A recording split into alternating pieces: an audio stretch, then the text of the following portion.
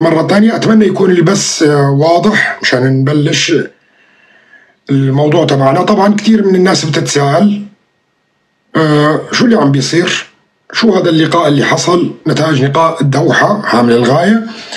بكل بساطة أنا راح أشرح لكم شو اللي عم بيصير. طبعا أنا راح أذكركم بشيء مهم للغاية جدا، إنه قبل 5 أو 6 أشهر أنا شخصيا خرجت عليكم وقلت لكم في أعضاء من الكونغرس الأمريكي زاروا إدلب. حدا بيتذكر هذا الكلام؟ أعتقد إنه كثير منكم كنتوا موجودين باللايف. كان في 3 أو 4 أعضاء من أعضاء الكونغرس الأمريكي زاروا وقتها إدلب، ودخلوا عن طريق تركيا، وحكيت هذا الكلام وقتها، لكن أسباب المعلومات ما كانت موجودة عندنا بكل صراحة وقتها. وأول من تحدث عن الوفد الأوكراني اللي دخل على إدلب وقتها أيضا أعتقد أنه أنا.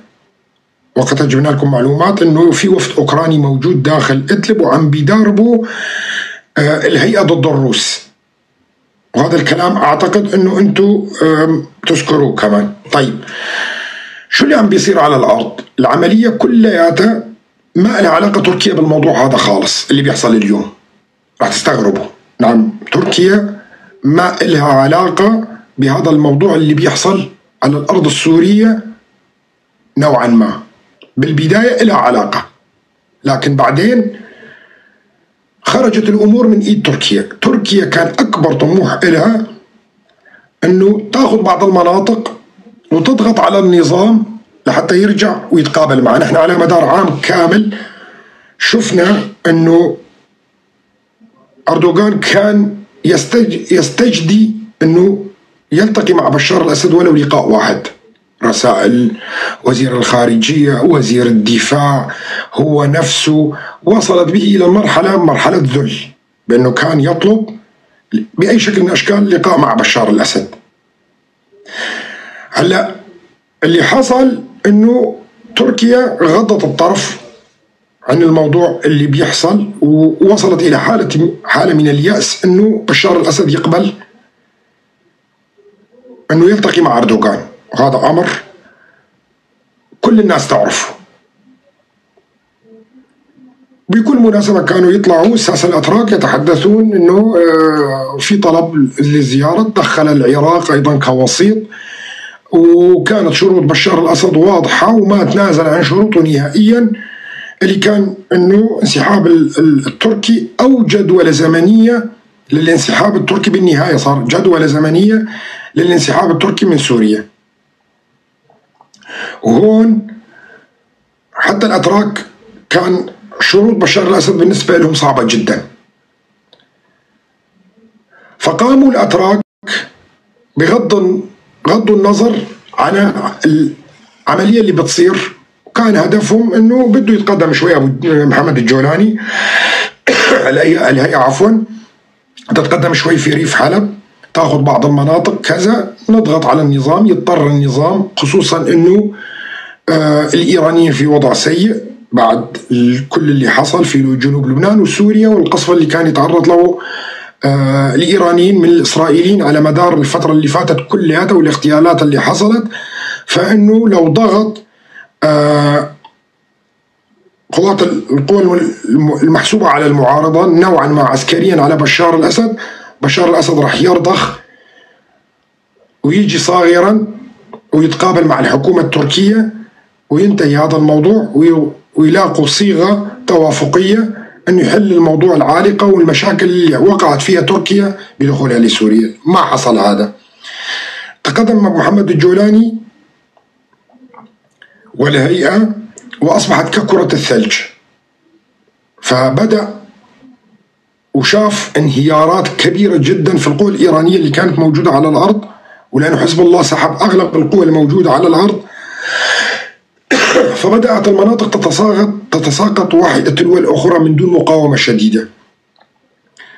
فصار يحصل على السلاح من مستودعات الجيش السوري اللي تركها وراه، فنظر أنه قادر أنه يتقدم على كل الجبهات، فوجد فرصة سانحة للتقدم بشكل كبير. هنا الأمور خرجت من إيد الأتراك بكل وضوح بقولها، خرجت من إيد الأتراك بشكل كامل، والأتراك بدأوا متفرجين. طبعا الرسائل والتليفونات اللي بتجي للأتراك انه وقفوا الحرب، وهذا يحلف لهم، نحكيها مثل العاميه، يحلف لهم 100 يمين انه الموضوع مو بايده هو اردوغان. الروس نفس الشيء، الايرانيين نفس الشيء، زيارات وزير الخارجيه الروسي، وزير الخارجيه الايراني، اللقاءات، الرسائل، التليفونات، كلياتها. الولايات المتحده الامريكيه بكل وضوح قالت احنا بالنسبه لنا الهيئه لا تختلف عن داعش، وهي موضوعها في لوائح الإرهاب، لكن لن نتدخل. وكلمة لن نتدخل هون بالنسبة للولايات المتحدة الأمريكية هو ضوء أخضر. فبالنسبة لهم مين قدر على مين، سواء كان هيئة ولا الأزرع الإيرانية، الولايات المتحدة الأمريكية مستفيدة هنا، يتخلص من أحد العدوين شو ما كان. وإذا قدرت الهيئة نفسها انه تتخلص من الايرانيين افضل كمان بالنسبه للامريكان. وحطوا خطوط عريضه بالنسبه للهيئه، انه موضوع الاقليات، موضوع شرق الفرات. واليوم شفنا بتصريح ترامب واضح، قال نحن موجودين في شرق الفرات وما يهمنا سوريا كلياتها، ما يهمنا احنا فقط شرق الفرات. فسحبت الهيئة البساط من تحت قدمي أردوغان، ووقع أردوغان في مشكلة كبيرة جدا مع الإيرانيين والروس. مهما حاول أنه يبرر لهم أنه هو ما له علاقة باللي عم بيحصل في سوريا، صعب جدا أنه يصدقوه. وشفنا اليوم التصريحات في الدوحة، وقبلها لما زاروا وزير الخارجية الإيراني، والأتراك تبروا من الهيئة بشكل واضح وصريح لحتى ما يوقعوا بمسألة الإرهاب. وشفنا تصريحات أحمد داود أوغلو ونصائحه للحكومة التركية، ونصحوا الحكومة التركية بأنه تسحب إيدها من هذا الموضوع وتطلع بيانات متوافقة مع سياسة الولايات المتحدة الأمريكية، لأنه هؤلاء كلهم موضوعين في الإرهاب. فهنا مو مسألة شخصية أنا أو عاطفية أتحدث بهذا الموضوع، مشان نكون واضح وصريحين مع أخواننا العرب اللي موجودين واللي بيكتبوا تعليقات بعيدة عن الموضوع بشكل كامل، ومفكرين أنه أنا فقط لأنه أنا كردي راح أتحدث بهذه الطريقة. لا، أنت غلطان. فالبيانات اللي خرجت كلياتها كانت واضحة، لآخر بيان اللي خرج قبل ساعات من الدوحة، أنه إيران وروسيا ضغطوا على الأتراك بشكل كبير أنه يتوقف العملية، وطلعوا بيان مع بعض وزراء خارجية روسيا لافاروف وتركيا حكان فيدان وعرقجي الإيراني بضرورة توقف كل النشاطات العسكرية داخل سوريا. وذكروا القرار 2254 أيضا أنه لازم يطبق، والحل في سوريا يجب أن يكون حل سياسي. والأتراك وقعوا على هاي الاتفاقية، لكن الأتراك لا يستطيعون أبدا الآن إيقاف هاي الحرب اللي حاصلة، وخرج الأمر من أيدي الأتراك بشكل كبير. هنا الروس يشعرون بخيانة كبيرة جدا. ليش يشعرون بخيانة كبيرة جدا؟ أنا راح أشرح لكم. الروس بالأساس كانوا محافظين على الوضع اللي موجود في سوريا إلى أن يأتي الحل في أوكرانيا. بوادر الحل في أوكرانيا اقتربت بمجيء ترامب والتصريحات اللي حطها، وبالوقت اللي اقتربت روسيا أنه تساوم الولايات المتحدة الأمريكية في أوكرانيا على سوريا. قبل تسلم ترامب للحكم في 20 الشهر القادم تحصل هاي العملية اللي أربكت الروس بشكل كبير جدا. فشعر الروس هنا بالخيانة العظمى من تركيا. الروس شعروا بالخيانة العظمى اللي دفعهم أنه يستنزفوا الطاقات الروسية في سوريا. وشفنا نحن كتير انسحاب مثلا البواخر أو البوارج الروسية أيضا من قاعدة طرطوس، واللي برروها الروس نعم هي تكتيكات عسكرية، والتجربة أيضا اللي عملوها قبالة السواحل التركية للصواريخ التركية الجديدة اللي استعملوها في أوكرانيا، وهذا كان رسالة واضحة لتركيا بأنه نحن مصالحنا لن نسمح بالمساس فيها. تحدثنا من ناحية القانون الدولي في حلقات كثيرة كمان بأنه لو سقط الأسد عسكريا وقتها تستطيع الحكومة الانتقالية أو الحكومة الجديدة إلغاء تلك العقود اللي حصلت مع حكومة بشار الأسد، وإن لم تستطع إلغائها على الأقل راح تأخذ سنوات طويلة في المحاكم الدولية. وأيضا نفس الشيء ينطبق على إيران، لو سقط بشار الأسد عسكريا تعتبر كل العقود اللي تم توقيعها، وأنا هذا تحدثت فيه عن حلقات طويلة جدا من ناحية القانون الدولي.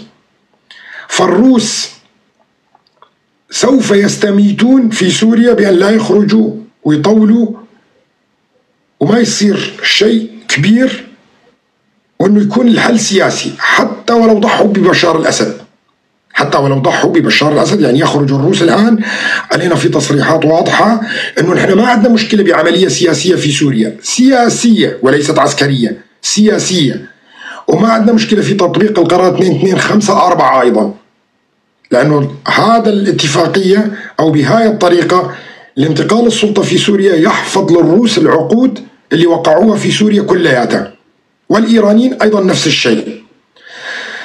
طبعا نفس ما يشعر الروس أيضا الإيرانيين يشعرون بنفس الشعور تجاه الأتراك، مع أنه الأتراك ما لهم إيد بهذا الموضوع وهي حقيقة، لكن لن تستطيع إقناع لا إيران ولا روسيا ولا الدول العالمية أبدا بأن تركيا ما لها يد كبيرة بهذا الموضوع. لكن شرارة انطلاق هذا الموضوع كلياته اللي حصل في سوريا الأتراك لهم يد فيه.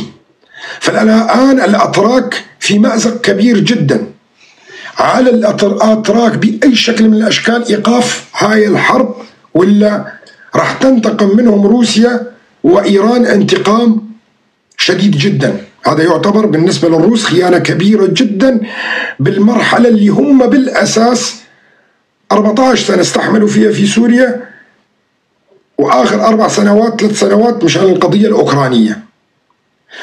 طبعا أنا قبل 2 تماما طلعت وقارنت بموضوع المصالح الروسية في سوريا ومصالحها في أوكرانيا، المصالح الولايات المتحدة الأمريكية في سوريا ومصالح الولايات المتحدة الأمريكية في أوكرانيا، وقارنت أيضا مصالح الاتحاد الأوروبي في أوكرانيا، وقلت لكم أنه حتى الطريقة والأداء راح يتم بهذا الطريقة. هي 4 أقاليم، الإقليم الخامس اللي هو جزيرة القرم ستتنازل فيه أوكرانيا بشكل نهائي، هذا ما في حديث عنه نهائيا. ال4 أقاليم الأخرى راح يشتركوا فيه بإدارات، وأعطيتكم طريقة اللي راح يساووا فيها، ويضمنوا للروس شواطئ البحر الأسود، ويضمنوا للروس أيضا بعدم اضطهاد الأقلية الروسية الموجودة في الأقاليم ال4. وراح تكون المنطقة هاي منطقة عازلة، واللي راح يدفع الفاتورة هو أوروبا، وراح يدخل فيها قوات سلام دولية تفصل ما بين الروس وما بين الأوكران، مع ضمان عدم ضم أوكرانيا 20 سنة أو 20 عام إلى أي منظمة معادية لروسيا، سواء كانت الاتحاد الأوروبي أو الناتو. طبعا الأمريكيين أذكياء جدا، بيعرفوا أنه عمر بوتين الآن تجاوز 70 عام بكتير، و20 عام بيكون بوتين مع حكومته انتقل إلى رحمة الله، وقتها يكون في حديث آخر لأوكرانيا. لكن الشرق الأوسط وتحديدا سوريا هي المهمة بالنسبة للولايات المتحدة الأمريكية لقطع كل المشاريع والمعابر اللي ترسم من كل القوى المعادية للهيمنة الأمريكية والأمن القومي الأمريكي. الدولة الوحيدة التي تتحدث عن أمنها القومي خارج الحدود هي الولايات المتحدة الأمريكية، وهذا وضحته أيضا بمحاضرات كثيرة شو معنات الأمن القومي الأمريكي وشو معنات الأمن القومي للدول الأخرى، وبينت لكم أنه الأمن القومي الأمريكي لا يتعلق بحدود الولايات المتحدة الأمريكية، لا، في الخارج. أما الدول الأخرى الأمن القومي إلها يتعلق في حدودها. فعندما تتحدث تركيا عن الأمن القومي تتحدث فقط عن داخل حدودها أو الدول القريبة منها. لكن الولايات المتحدة الأمريكية بسبب الهيمنة العالمية وأنها قطب واحد في العالم كلياته، وهي بدها تحافظ على قوة الدولار وأنها تكون العملة الوحيدة اللي موجودة في العالم للتداول لكل الصفقات الدولية والتجارية، فمن الطبيعي جدا أنه يكون أمنها القومي في الخارج. فتحدث كثير من أعضاء الكونغرس الأمريكي، البنتاغون، وزارة الخزانة الأمريكية دائما عن الأمن القومي الأمريكي في سوريا. وتحول وجود الولايات المتحدة الأمريكية في سوريا من وجود تكتيكي لمرحلة معينة إلى وجود استراتيجي متعلق بالأمن القومي الأمريكي، وهذا شرحناه مطولا أيضا. الآن شفنا البيان اللي صدر، وصدر بيان من 5 دول عربية أيضا من شوي، اجتمعت 5 دول عربية أيضا.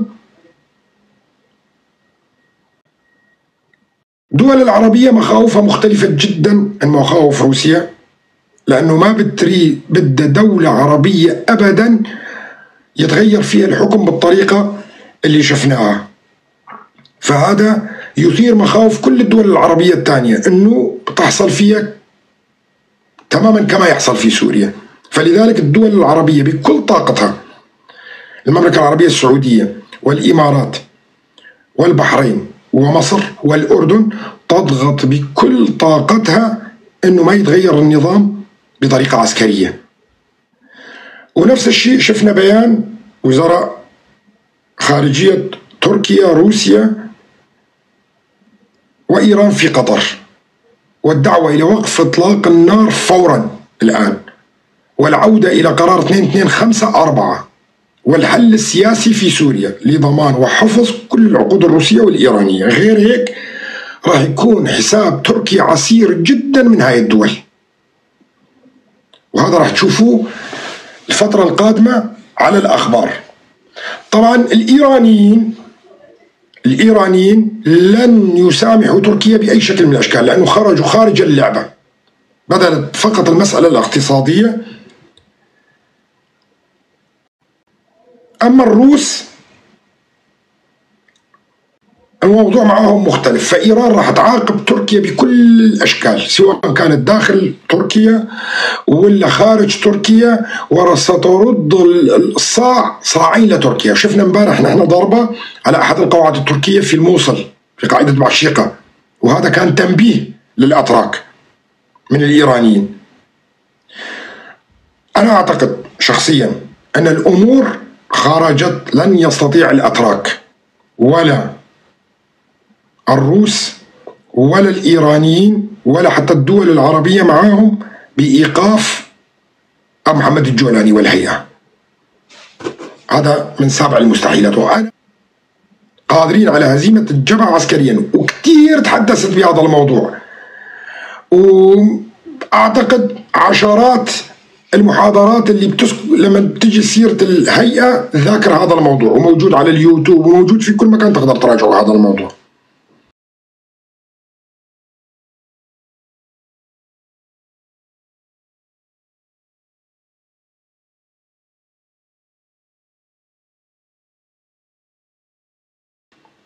إذن تركيا دخلت في مستنقع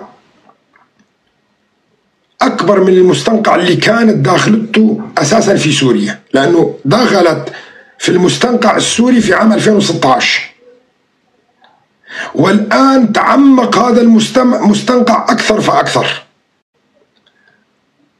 فصعب جدا تركيا الآن تصلح مع إيران وتصلح مع روسيا، والثمن راح يكون غالي جدا. طبعا الأمريكان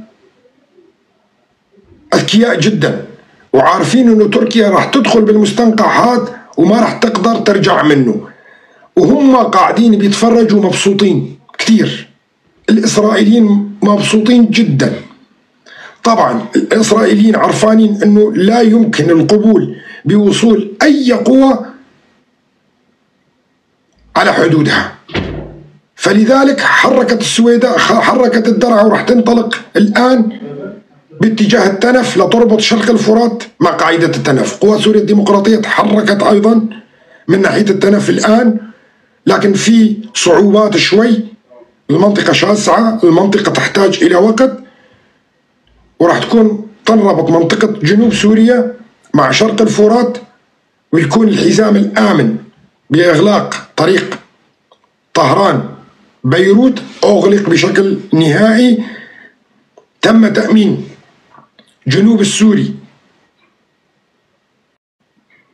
لإسرائيل، داخل سوريا الباقي شو ما بيصير ما بيهمهم، يستلموا الإسلاميين، يستلموا الراديكاليين، يستلموا العلمانيين، مين يحارب مين شو ما بيسوي، هذا كلياته ما بيعني إسرائيل ولا الولايات المتحدة الأمريكية، لا من قريب ولا من بعيد. راح يتركوهم يصفوا بعض، القوي يأكل الضعيف.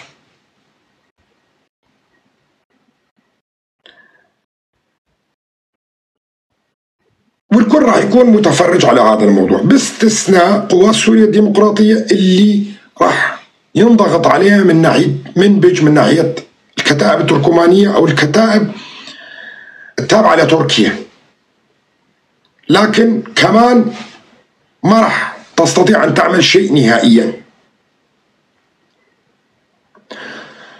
في الفترة القادمة إذا حس أبو محمد الجولاني والهيئة بخيانة الأتراك والكتائب التركمانية سيلتف عليها وسيخرج الأتراك من سوريا، وهي أول مرة بقول هذا الموضوع. إن وصل كفايته أبو محمد الجولاني من السلاح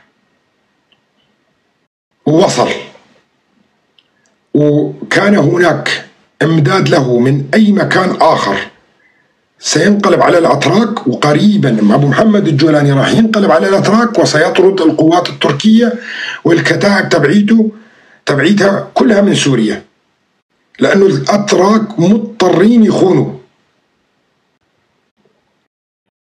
يخونوا، لأنه ما بيقدروا يوقفوا أبو محمد الجولاني أبدا، ولن يقبل بالوقوف. وإن استطاعت الهيئة الوصول إلى دمشق وإسقاط نظام بشار الأسد، ستخرج كل الأوراق من يد تركيا، وراح يكون حساب تركيا أمام الروس والإيرانيين أكبر، حتى أكبر بكتير.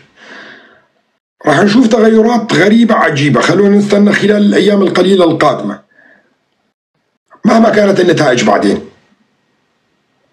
السوريين قادرين يحلوا بيناتهم. وهو خرج أيضا من يومين ثلاثة على قناة CNN وذكر بكل وضوح أنه الهيئة إذا سقط بشار الأسد الهيئة نفسها راح تحل نفسها، لأنه غير مقبولة دوليا، ونوصل كالشعب السوري إلى مبغانا الأساسي هو إسقاط نظام الطاغية بشار الأسد، وهذا المهم للغاية.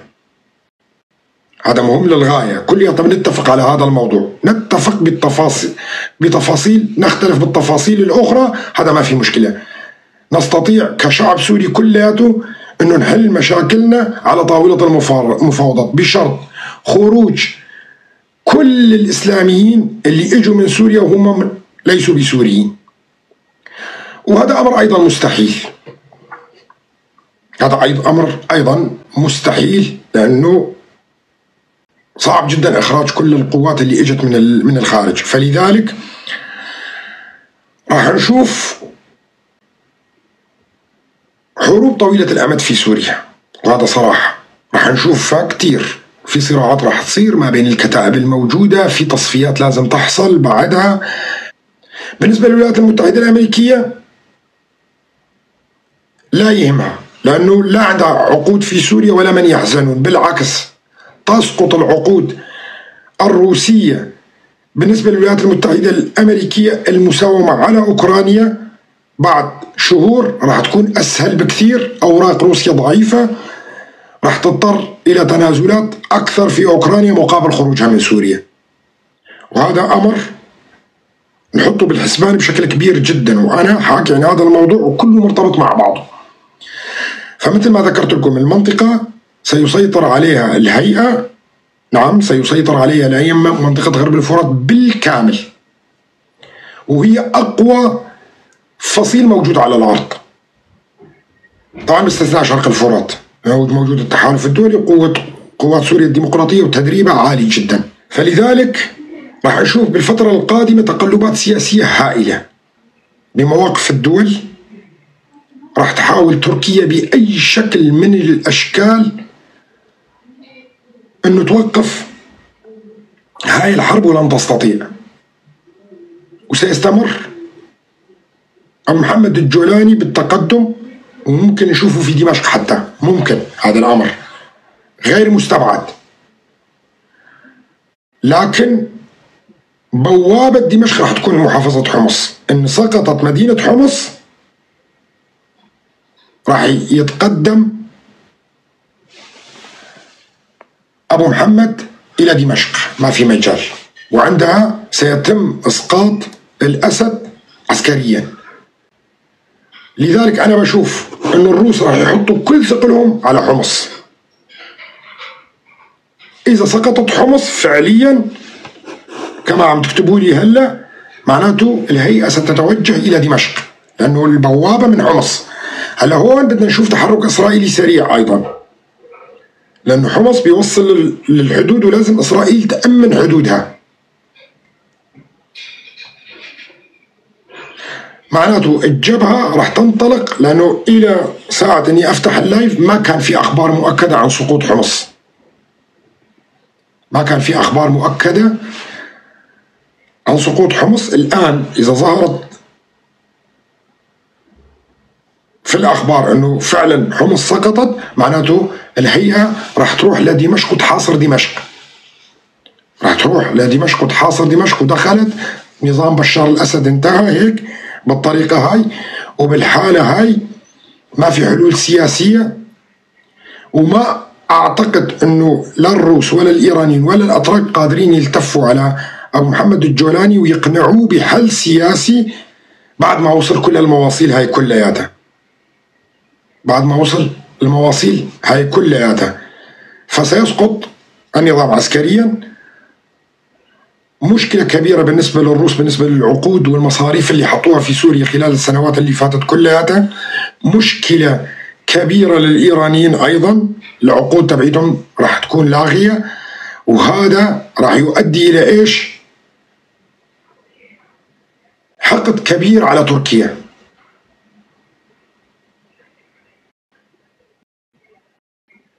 وراح يكون حقد كبير على تركيا، وبالحالة هاي راح يصير الانتقام ودفع الفاتورة بالنسبة للأتراك كبير جدا وهائل خلال الفترة القادمة، لأنه الروس هنا خرجوا من الجغرافيا السورية. بمجرد ما تسقط دمشق ويسقط النظام عسكريا سينسحب الروس من سوريا، لأنه ما في شيء يدافعوا عنه، حتى العقود راح تكون لاغية. طبعا هي بالقانون الدولي ليست لاغية، لكن أي حكومة قادمة لسوريا قادرة بالمحافل الدولية أنه تصارع أنه هاي العقود تلغى، ورح تاخذ سنوات طويلة. إذا حمص سقطت من ساعة، أنا صار لي فاتح ساعة يعني ما كنت عم أتابع الأخبار، كنت أتكلم خلال الفترة القادمة، لأنه الروس هنا خرجوا من الجغرافيا السورية. بمجرد ما تسقط دمشق ويسقط النظام عسكريا سينسحب الروس من سوريا، لأنه ما في شيء يدافعوا عنه، حتى العقود راح تكون لاغية. طبعا هي بالقانون الدولي ليست لاغية، لكن أي حكومة قادمة لسوريا قادرة بالمحافل الدولية أنه تصارع أنه هاي العقود تلغى، ورح تاخذ سنوات طويلة. إذا حمص سقطت من ساعة، أنا صار لي فاتح ساعة يعني ما كنت عم أتابع الأخبار، كنت أتكلم. هلا لما أنا تحدثت عن تدمير حلب وكذا، لأنه الخطة بالأساس كانت أن يتوقفوا في حلب. القصة المسألة كانت أنه، والخطة أساسا كلها أنه ياخذوا حلب فقط ويساوموا بشار الأسد تركيا ويجيبوه على طاولة المفاوضات. هنا المعادلة اختلفت تماما، هنا المعادلة بالنسبة لحلب اختلفت تماما. هلا مو حلب اللي راح تتدمر، مو حلب اللي راح تتدمر، مناطق عديدة اللي راح تتدمر أخرى، لأنه إذا استمرت الحرب الأهلية في سوريا وتحولت إلى حرب أهلية في سوريا، والله يبعد هذا الشيء طبعا وما نتمناه أبدا، راح يصير الوضع صعب جدا. طبعا الأمريكيين أذكياء جدا، أمريكيين أذكياء جدا، ما قبلوا أبدا أنه بشار الأسد، مع أنه دائما كانوا يقولوا 2 2 5 4 وكذا، ما قبلوا بشار الأسد أبدا يسقط سياسيا لحتى يحرجوا الروس ويلغوا العقود اللي وقعها كلها. تشوف الذكاء الأمريكي وين، شوف الذكاء الأمريكي وين. بدهم يسقطوا بشار الأسد عسكريا ومو بإيدهم، يعني مو هم اللي بيسقطوه، حتى مجرد حركة بسيطة وقعوا بشار الأسد وعم بيتفرجوا، وخسرت روسيا هيك العقود، وإيران كسرت كل العقود اللي وقعتها في سوريا، وهي حركة ذكية جدا. خلونا نراقب خلال الأيام القليلة القادمة الوضع. مثل ما قلنا لكم الدولي بالنسبة لتركيا إحراج كبير جدا. هلا هون مضطرة تركيا، أحكيها ولا أخليها ليوم آخر؟ هلا هون مضطرة تركيا لتحمي نفسها ترجع للولايات المتحدة الأمريكية والمعسكر الغربي، لكن هناك شروط لعودة تركيا، وهناك شروط لعودة تركيا اللي حطتها شروط ال5 أمامها الولايات المتحدة الأمريكية. ما في مشكلة، أنا راح أحميكي من روسيا وأنا راح أحميكي من إيران، لكن عندي الشروط ال5 اللي لازم تطبقيها واللي تتذكروها، تذكروا اللي قلت لكم إياها. راح تكلف تركيا كتير، وأنا كتير حكيتها. الشيء اللي بتقدمه تركيا الآن بثمن، بكرة ما راح نرضى فيه ككرد ببلاش. بكرة نحن ككرد ما راح نرضى فيه ببلاش. الأتراك مضطرين انه يقدموا تنازلات كبيرة جدا بالنسبة للقضية الكردية، وحكيت هاي الشروط بكل وضوح بآخر زيارة لأردوغان للولايات المتحدة الأمريكية على هامش الجمعية العامة، اجتماع الجمعية العامة للأمم المتحدة.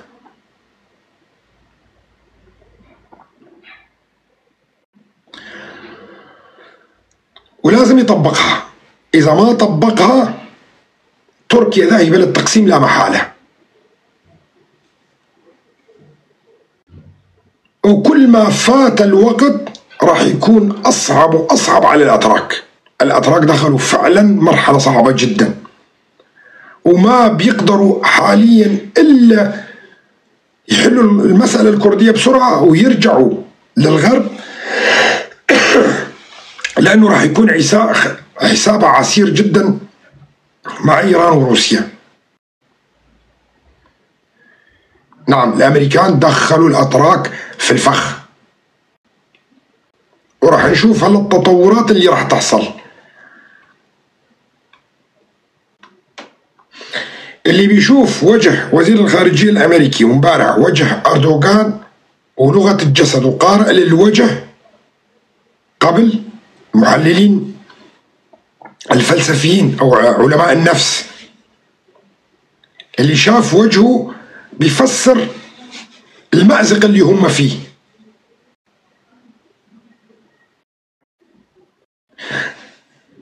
لو تركيا قوية، ليش لحتى تطلع بيان اليوم بالدوحة مع الروس والإيرانيين بأنه لازم نرجع للحل السياسي 2 2 5 4 ولازم تتوقف الحرب في سوريا فورا من الضغط الهائل اللي عليها والمأزق اللي فاتت فيه. ايش حفظ ماء الوجه؟ لا، ما في حفظ ماء الوجه، في ورطة ما بعد ورطة، تورطت ورطة كبيرة جدا أمام روس وإيران، وراح ينتقموا منها. وأردوغان يعلم تماما أنه الغرب ما راح يوقف معه، ولا حلف الناتو راح يوقف معه، لأنه راح يحرقوا داخل تركيا، والروس راح ينتقموا انتقام شديد أيضا من تركيا. فالثمن راح يكون هائل، هو تقسيم تركيا فعلا.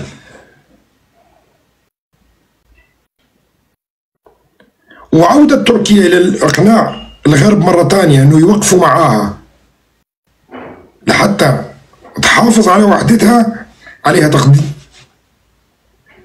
تطبيق الشروط الخمسة اللي هي أصعب من الضغط اللي هي في أمام الروس الإيرانيين الآن.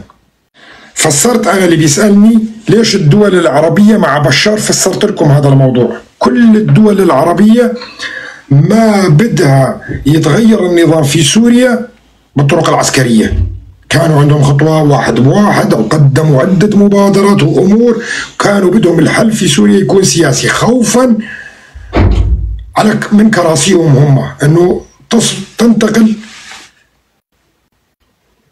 إلى الدول الأخرى وشعوبها تقوم عليها أيضا، ويصير فيها مثل ما صار في سوريا. فلذلك كل العرب ضد تغيير بشار الأسد عسكريا، وأنا شرحت لكم ليش روسيا ضد تغيير بشار الأسد عسكريا، وما عندها مشكلة بتغيير بشار الأسد سياسيا حفاظا على العقود الاقتصادية. إيران أيضا نفس الشيء.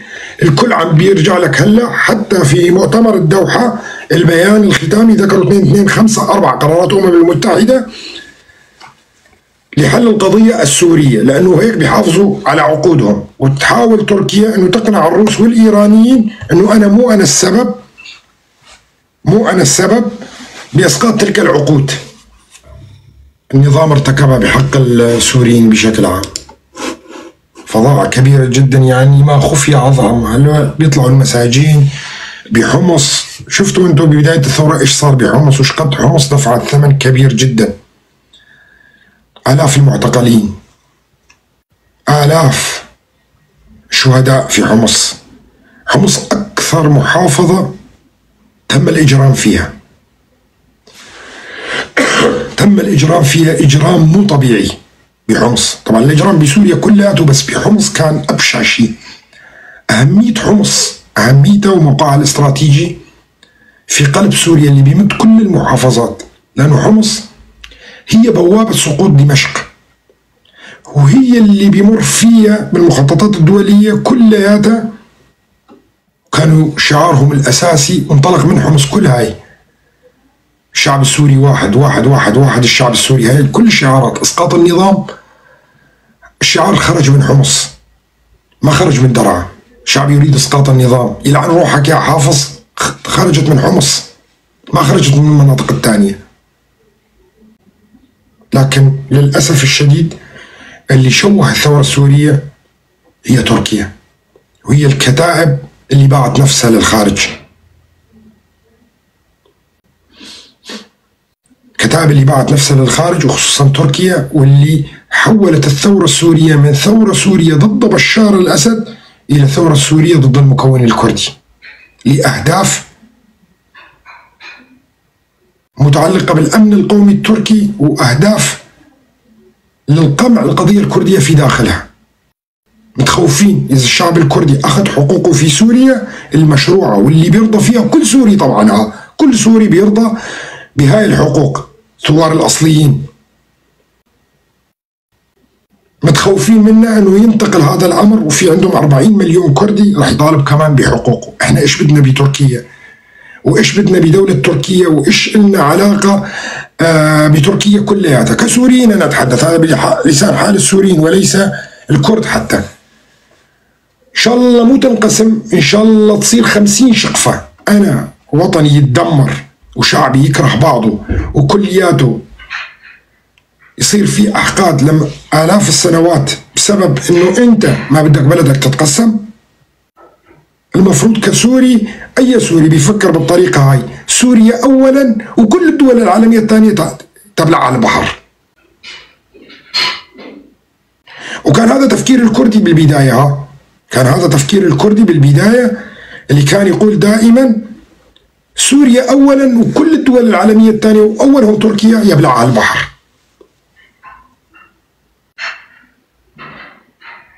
خايفين؟ لا والله ما أنا خايفين.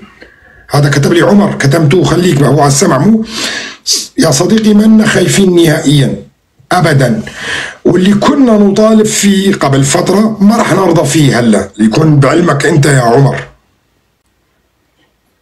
اللي كنا الكرد نطالب فيه قبل فتره في الليبراليه وامور وكذا وضمن سوريا وما بعرف ايش، هذا كله تشيله وتحطه بكيس وتكبه بالزباله، لانه اليوم مختلف عن امبارح. اللي ما رضيت فيه امبارح ما تجي تقول لي انا رضيان فيه اليوم، لانه امبارح راح مع امبارح، امبارح راح مع امبارح.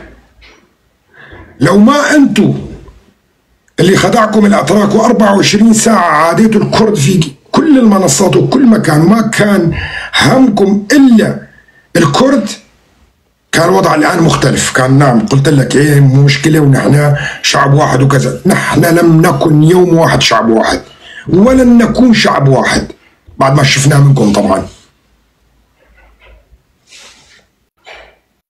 اذا مفكر انه انا بحكي بالطريقه هاي اللي انا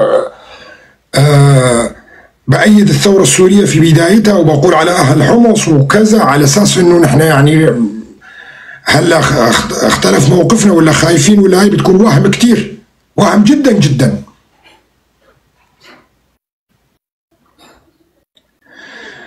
وعلى عناء تركيا، على عناء تركيا لن يكون هناك الا كردستان سوريا، وانا بقولها بكل وضوح. حتى الاداره الذاتيه الخطاب تبعها راح يتغير بعد فتره، وهذا امر طبيعي. الكرد ما بيخافوا ابدا. كنا قبل نقول أخوة الشعوب، وكنا نقول الأمة الديمقراطية، وهذا أمر طبيعي وكذا، بس أنتم معاكم لا ينفع لا أخوة الشعوب ولا أمة ديمقراطية. مع هؤلاء الهمج بينفع أخوة الشعوب؟ ما بينفع. هي كانت مرحلة أخوة الشعوب وقدمناها لكم وكذا، لكن ما نفع جدوى معاكم، فاحنا انتقلنا إلى مرحلة ثانية الآن. ما ضل شيء اسمه أخوة الشعوب، في شيء اسمه بدي أقلع حقوقي من عيونك، بعدين تعتبرني أخ، ما تعتبرني أخ تصطفل. ففهمت يا عزيزي يا عمر، احنا ما بنشحت حقوقنا من حدا، رح نقتلعها من جوز عيونكم، وكل واحد ضد القضية الكردية في سوريا من جوز عيونه، بشرط بالقوة. ولا تعطينا حقوق، ما بدنا نستنى منك حقوق نهائيا، خليكن انتوا هنيك ونحن بشرق الفرات.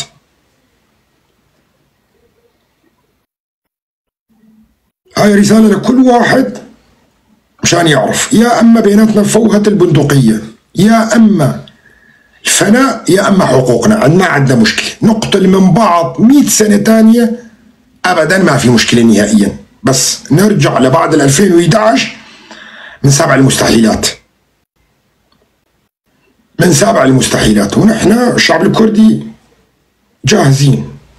بدكم بالسلم اهلا وسهلا، ممكن بالسلم، بس رح ناخذ حقوقنا اللي بدنا اياها، اللي بدنا اياها احنا، مو اللي انتم اللي تقرروها.